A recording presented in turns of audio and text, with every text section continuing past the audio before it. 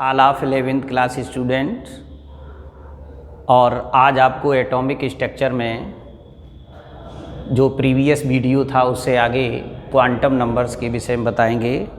और जो पहला वीडियो था उसमें, इससे जो पहला वीडियो था उसमें हमने आपको बताया भी था हुंड्स रूल के बाद क्वांटम नंबर के विषय में आपको बताएंगे।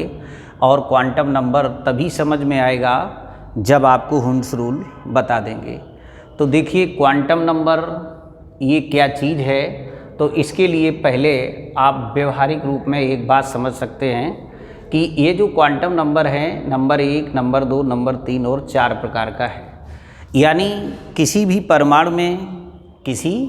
परमाणु में इलेक्ट्रॉन की पूर्ण जानकारी प्राप्त करने के लिए क्वांटम नंबर्स बनाए गए हैं। उदाहरण के तौर पर जब हम किसी व्यक्ति विशेष के एड्रेस के विषय में बात करते हैं कि सपोज करिए कोई व्यक्ति का एड्रेस जो है वो बताने के लिए उसके लिए प्रमुख रूप से 4 चीज़ों की आवश्यकता होती है। जैसे कोई मान लो विदेश में रह रहा है, तो विदेश में रहने वाला व्यक्ति सबसे पहले अगर उस व्यक्ति से परिचय करेगा तो ये कहेगा, वो पूछेगा आप कहाँ रहते हैं, तो वो बताएगा कि हम इंडिया में रहते हैं। न कि सीधे सीधे वो ये कहने लगेगा कि हम बेवर कस्बा के अंतर्गत और नगला पेठ में रहते हैं। तो कोई नहीं जानता होगा अमेरिका में रहने वाला कि ये क्या चीज़ है। इंडिया की बात करेगा, और जब इंडिया की बात करेगा, यदि वो व्यक्ति इंडिया का रहने वाला होगा तो वो उसके अंदर ज़रूर ये जिज्ञासा आएगी कि इंडिया में आप किस राज्य में रहते हैं, किस स्टेट में रहते हैं। तब आप उसको बताएंगे कि हम उत्तर प्रदेश में रहते हैं, यूपी के रहने वाले हैं। और अगर वो व्यक्ति यूपी का रहने वाला है तो उसके दिमाग में ज़रूर ये बात आएगी कि अरे भाई आप यूपी के किस डिस्ट्रिक्ट के रहने वाले हैं। तो फिर आप उसको बताएंगे कि हम मैनपुरी के रहने वाले हैं। अब अगर मैनपुरी का भी वो बंदा निकल आया कहीं, तो फिर अब उसके दिमाग में ज़रूर ये जिज्ञासा आएगी कि मैनपुरी में आप कहाँ रहते हैं, या मैनपुरी के किस गांव में रहते हैं, या मैनपुरी के किस कस्बे में रहते हैं। तो फिर आप ये बता देंगे कि हम बेवर में रहते हैं, और तय हो गया। अब अगर बेवर और बेवर भी अगर कॉमन हो गया तो उसको आपके विषय में पूर्ण जानकारी प्राप्त हो जाएगी कि वो भारत के उत्तर प्रदेश राज्य के जनपद मैनपुरी के बेवर कस्बे का रहने वाला है। बिल्कुल सेम इसी प्रकार से हमारे वैज्ञानिकों ने इलेक्ट्रॉन की पूर्ण जानकारी प्राप्त करने के लिए क्वांटम संख्याएं ईजाद की हैं, क्वांटम संख्याओं को तैयार किया है। ये क्वांटम संख्याएं किसी परमाणु में स्थित इलेक्ट्रॉन की पूर्ण जानकारी देती हैं। तो सबसे पहली क्वांटम संख्या है मुख्य क्वांटम संख्या, जिसको इंग्लिश में प्रिंसिपल क्वांटम नंबर कहते हैं। फिर दूसरा है द्विगंशी क्वांटम संख्या, जिसको एजीम्यूथल क्वांटम नंबर इंग्लिश में कहते हैं। तीसरा है चुंबकीय क्वांटम संख्या, जिसको मैग्नेटिक क्वांटम नंबर कहते हैं। और चौथा है चक्रण क्वांटम संख्या, जिसको स्पिन क्वांटम नंबर कहते हैं। अब इसके लिए आपको जो क्वांटम संख्या है उसके विषय में आपको बता ही दिया है, इसको कोई डिफ़ाइन करने की ज़रूरत नहीं, केवल और केवल समझने की बात रहती है कि किसी परमाणु में स्थित किसी इलेक्ट्रॉन की पूर्ण जानकारी देने के लिए जिन संख्याओं को बताया गया है उन्हीं को क्वांटम संख्या कहते हैं, उसी को क्वांटम संख्या कहते हैं। ये क्वांटम संख्याएं प्रमुख रूप से 4 प्रकार की होती हैं। नंबर 1 मुख्य क्वांटम संख्या। अब ये मुख्य क्वांटम संख्या को स्मॉल n से डिनोट करते हैं। अब देखिए ये मुख्य क्वांटम संख्या क्या है। ये मुख्य क्वांटम संख्या किसी परमाणु में स्थित इलेक्ट्रॉन के ऑर्बिट के विषय में जानकारी देती है। किसके विषय में? कोश के विषय में जानकारी देती है। अब कोश आपका होता है K, L, M, N and so on. तो इसी प्रकार से जब हम प्रिंसिपल क्वांटम नंबर की बात करते हैं तो ये एक इंटीजर पूर्णांक होगा और के लिए 1 होगा, L के लिए 2 होगा, 3 होगा, 4 होगा, इस तरीके से। अब चूंकि कोष प्रमुख रूप से आवर्तों की संख्या 7 है तो कोष भी 7 ही होते हैं, तो n का मान भी 7, लेकिन ये कुछ भी हो सकता है, लेकिन एक पूर्णांक होगा, 1 2 3 4। तो इस तरीके से n के मान से हमें क्या प्राप्त हो गया, अगर किसी इलेक्ट्रॉन का कोष की जानकारी करनी है तो उसका मुख्य क्वांटम नंबर पता होना चाहिए। अब इसी के साथ जब प्रिंसिपल क्वांटम नंबर की जानकारी हो जाती है, फिर बात आती है कि वो इलेक्ट्रॉन उस कोष के किस उपकोष में है, अर्थात किस सबसेल में है। अब इसकी जानकारी, तो यहाँ पर एक दूसरी भी बात रहती है। अब चूँकि इलेक्ट्रॉन ये नाभिक है, इलेक्ट्रॉन इसमें है या इलेक्ट्रॉन इस कोष में है, तो हम ये भी कह सकते हैं जो प्रिंसिपल क्वांटम नंबर है वो इलेक्ट्रॉन की नाभिक से दूरी को भी बताती है। अब चूंकि नाभिक से जितनी दूरी होती है इलेक्ट्रॉन के लिए उतनी हायर एनर्जी लेवल होता है, तो प्रिंसिपल क्वांटम नंबर आपको ये भी जानकारी देता है कि इसका एनर्जी उस कोष का या जो इलेक्ट्रॉन जिस कोष में है उसका एनर्जी लेवल क्या है। तो इस तरीके से ऊर्जा का स्तर भी बताता है और नाभिक से इलेक्ट्रॉन की दूरी भी बताता है। इस तरीके से ये प्रिंसिपल क्वांटम नंबर प्रमुख रूप से 2 बातें आपको बताता है। इसके बाद बात आती है द्विगंशी क्वांटम संख्या, एजीमुथल क्वांटम नंबर, जो किसके विषय में जानकारी देगा, ये सबसेल के विषय में जानकारी देता है, यानी उस ऑर्बिट के किस सबसेल में इलेक्ट्रॉन बिलोंग कर रहा है। अब इसके लिए आपको ये जानना है कि इसमें अगर कहीं n का मान, सपोज करिए n का मान अगर 1 दे दिया गया है तो L का मान यहाँ पर 0, n के 1 मान के लिए L का मान 0 होगा। यहाँ पर हम इसको इस तरीके से भी समझ सकते हैं कि कुल मिला के कोष को उपकोष में बांटा गया है, तो ये अगर आपका कोष है और कौन सा पहला है तो इसके लिए उपकोष क्या होगा, S होगा। अब अगर कहीं दूसरा है तो इसके लिए S और P होगा, 3 है तो ये S, P और D होगा, 4 है तो ये S, P, D और F होगा। अब चूंकि अभी हमने आपको बताया कि कोष के विषय में जानकारी देता है, तो n का तो मान ये हो जाएगा, लेकिन L का मान इसके लिए 1 जाएगा, इसके लिए 2 होगा, इसके लिए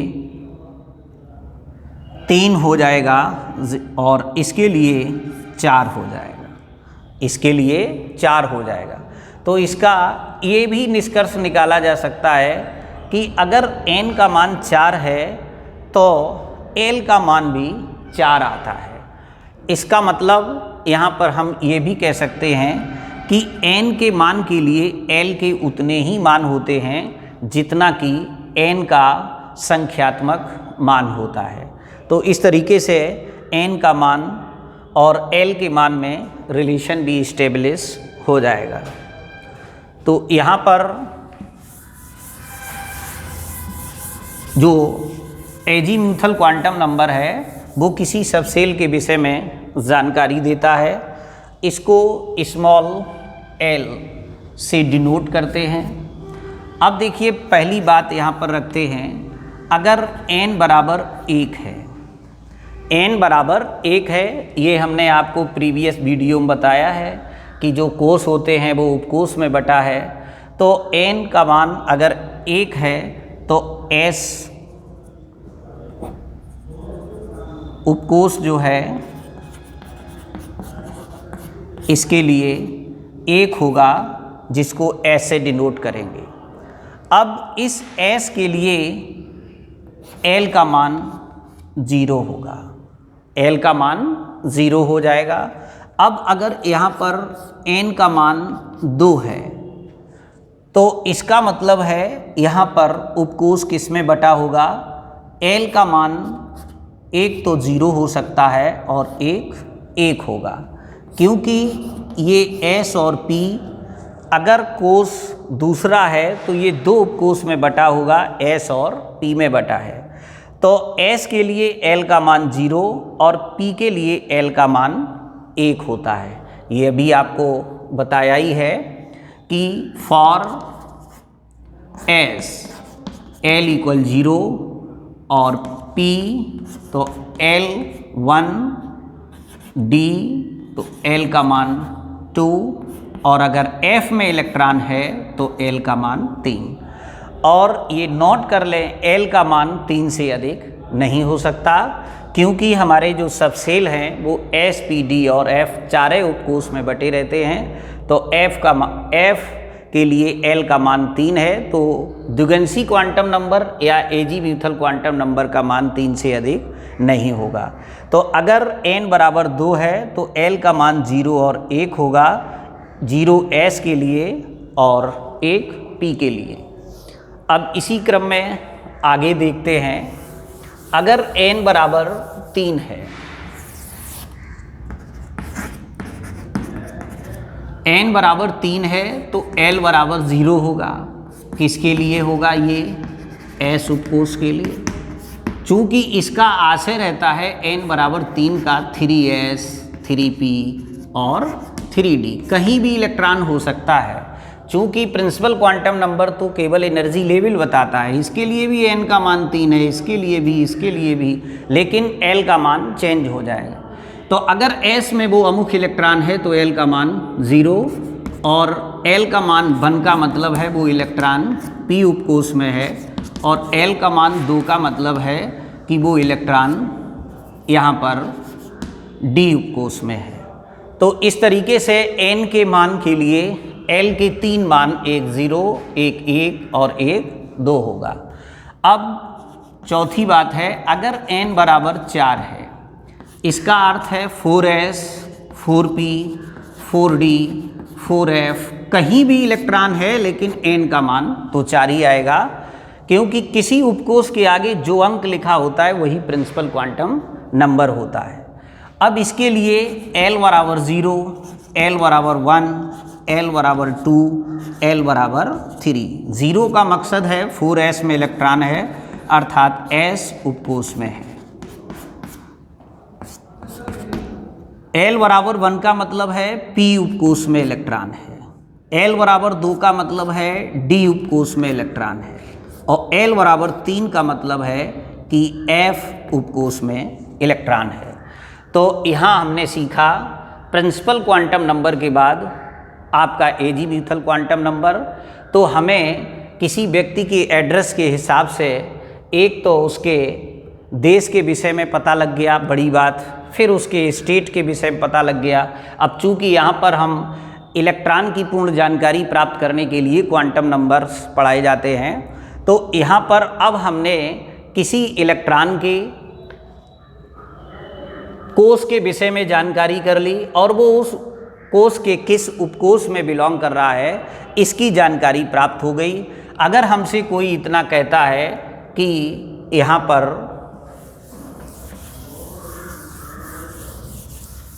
n का मान 2 है और L का मान भी 2 है, तो इस सेट पर बहुत क्वेश्चन आते हैं और केवल इतना पूछा जाता है क्या ये पेयर ठीक है या नहीं।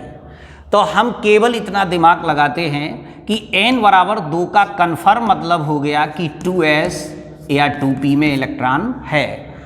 अब L के मान की जब बात आती है तो तय है L का मान S के लिए 0 होगा यहाँ पर और P के लिए 1 होगा। L का मान 2 तब जाएगा जब इलेक्ट्रॉन D में होगा, अतः n बराबर 2 के लिए L का मान 3 कभी नहीं हो सकता। तो यहाँ पर बहुत क्वेश्चन इसी लेवल से पूछे जाते हैं इंटरमीडिएट में कि n का मान दे दिया जाएगा, L का मान दे दिया जाएगा, क्या ये सत्य कथन है, ये ठीक क्वेश्चन है। तो आज आपने एजी म्यूथल क्वांटम नंबर के माध्यम से इलेक्ट्रॉन के विषय में ये जानकारी की कि वो किस उपकोष में बिलोंग कर रहा है। अब इसी के साथ नेक्स्ट वीडियो में आपको मैग्नेटिक और स्पिन क्वांटम नंबर बताएंगे कि इस उपकोष के किस ऑर्बिटल में है और उस ऑर्बिटल में उसकी स्पिन का मूवमेंट कैसा है, क्लॉकवाइज है या एंटी क्लॉकवाइज है, इसके विषय में आपको जानकारी कराएंगे। और आज इतना ही रखते हैं। Thanks all of you.